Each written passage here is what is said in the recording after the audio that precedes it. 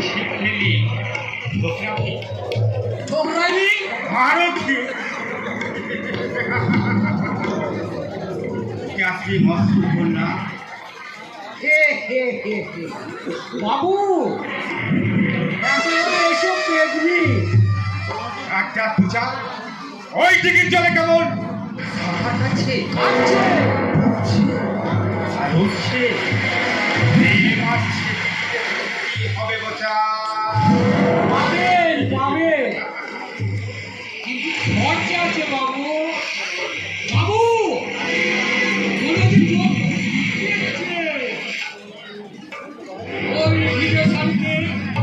জলের কলসি কি আসছে ওই জলে ভেজা দেবটাকে জবর আমাকে পাগল করে দিয়েছে বোঝা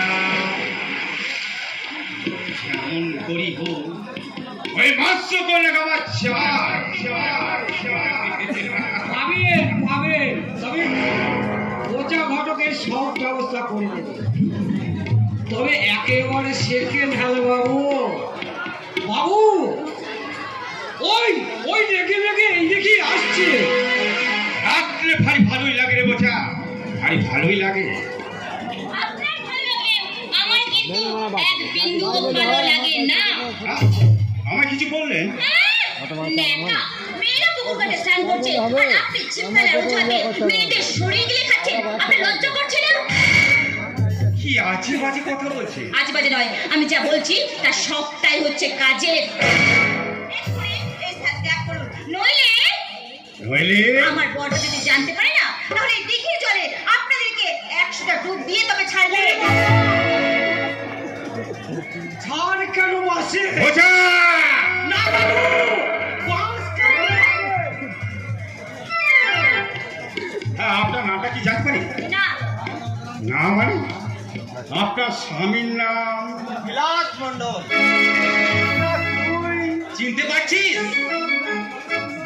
এই কথা বলে আমাকে লজ্জা দিস না ভাই ছোটবেলাকার বন্ধুত্ব কি বলতে পারি হ্যাঁ বল কেমন আছিস তো ভালো নাই রে বজত ভালো না এই অটপাড়াগায়ে করে থেকে নিজের লাইফটা একেবারে স্পয়েল হয়ে গেছে ডোন্ট ভরি এই রজতরায়ের সঙ্গে যখন পরিচয় হয়ে গেছে তখন আর কোনো চিন্তা নেই এই অস্থায় করে থেকে তো লাইফটাকে আমি নষ্ট হতে দেবো না রে। হ্যাঁ কিন্তু ওই মেয়েটি আমার স্ত্রী তিনি আমার বন্ধু রজত রায় হ্যাঁ সে পরিচয় আমি আগেই পেয়েছি তার মানে মানে যেহেতু তোমার বন্ধু নিশ্চয়ই তোমার মতোই চরিত্রবান কলকাতায় বিরাট কারবার বাড়ি গাড়ির অভাব নেই আমার সচিনীয় সিভিং ইনভেস্টমেন্ট কোম্পানির জন্য একজন যোগ্য ম্যানেজার জন্য নিয়োগ করবো আছে হ্যাঁ তুই যদি রাজি থাকিস আমি রাজি আছি রে রজত আমি রাজি আছি চাকরি যে আমার একটা প্রয়োজন আমি চাই জীবনটাকে উপভোগ করতে প্রতিপত্তি আর অনেক অনেক টাকা হয়ে তাহলে তুই কলকাতা যাওয়ার জন্য তৈরি হয়ে নি ওই ম্যানেজার চেয়ারটা তোর জন্য ফাঁকা শুনলে তো রজতের কথাটা ওর জন্য আজ আমাদের ভাগ্য বিয়ে আছে তুমি যাও ওই রজতের জন্য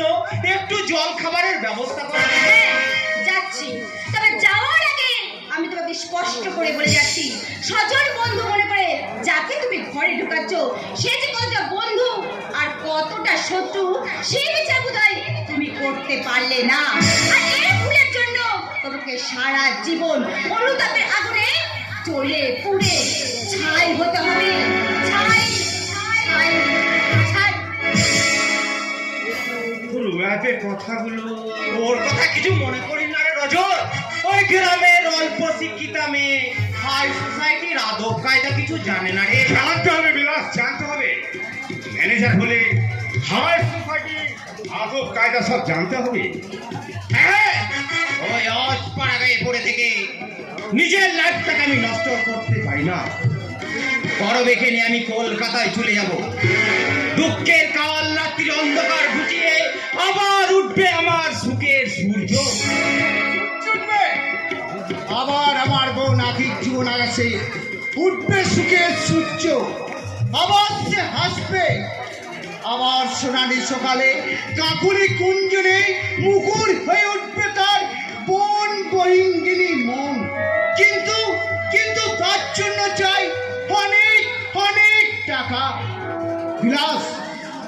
সময় যদি কিছু দিয়ে সাহায্য করতে পারতিস খুব ভালো হতো রে ভাই। অসম্ভব! ওই নষ্টা মেয়েটার জন্য আমি একটা টাকাও দিতে পারবো না, আর দিয়েও কোনো লাভ হবে না। এক রোগ কোনোদিন ভালো হয় না, মারাত্মক কাল ব্যাধি নিজে তো শেষ হবে, আর ওই অপরের জীবনটাকে বিপন্ন করবে। তাই বলে চুপ করে ঘরে বসে থাকলে তো হবে না। ঘরে ফেলে রেখে তুই নিজের বোনকে মৃত্যুর দিকে তার ঠেলে দিতে পারি না। ওই নষ্টা মেয়েটার জন্য আমার কোনো দরদ নেই, কোনো কর্তব্য নেই। বিরাজ, ওই জঙ্গলিটা তোর কি হয় রে? ওর সার্ভেন্ট। রে, একটা সার্ভেন্ট তোকে জ্ঞান দিচ্ছে আর তুই দাঁড়িয়ে দাঁড়িয়ে হজম করছিস। আমি হলে কি করতেন বাবু? যদি মুখটা ছিঁড়ে দিতাম। আপনার দামি জুতোটা ছিঁড়ে যেতে পারে বাবু। আপনি দেখতে লাও, হাঁকি মাখি একবার দেখতে লাও। আমি একবার ভালো করে দেখতে চাই আসলে আসলে ও রোগটা কি। আপনাদের বুকের ভিতরে সম্ভব নয়। কলকাতা নাম করা ডাক্তার রিপোর্ট দিয়েছে মেঘা রোগে আক্রান্ত। এরকম তো আগেও ছিল, কিন্তু অন্য নামে। তখন কিন্তু বহু নামি দামি লোককে এই গোবর্ধীরাই ভালো করেছে। বিরাট, যদি প্রাণে বাঁচতে চাস এমনি তোর ওই অক্ষে নিয়ে কলকাতায় আমার ফ্ল্যাটে চলে আয়। শহরে সুখ পাবি, ঐশ্বর্য পাবি, প্রভাব প্রতিপত্তি সব সব পাবি। আশা করি কথাগুলো আমার মনে থাকবে। আর চলি কেমন? আমি কাল কলকাতায় চলে যাচ্ছি। রজত একটা ভালো চাকরির অফার দিয়েছে, আমাদের তো একটা ভবিষ্যৎ আছে। আর করবি বিলাস মন্ডল এতখানি নির্পদ না যে এই বউকে গ্রামে রেখে নিজে শহরে পড়ে থাকবে। এটাই কিন্তু শেষ কথা। হ্যাঁ, দাদা, এটাই আমার শেষ করা। আশা করি তুমি আর দ্বিতীয়বার আমাকে বিরক্ত করবে না। না, বললাম না, যাদের জন্য নিজের জীবনটা শেষ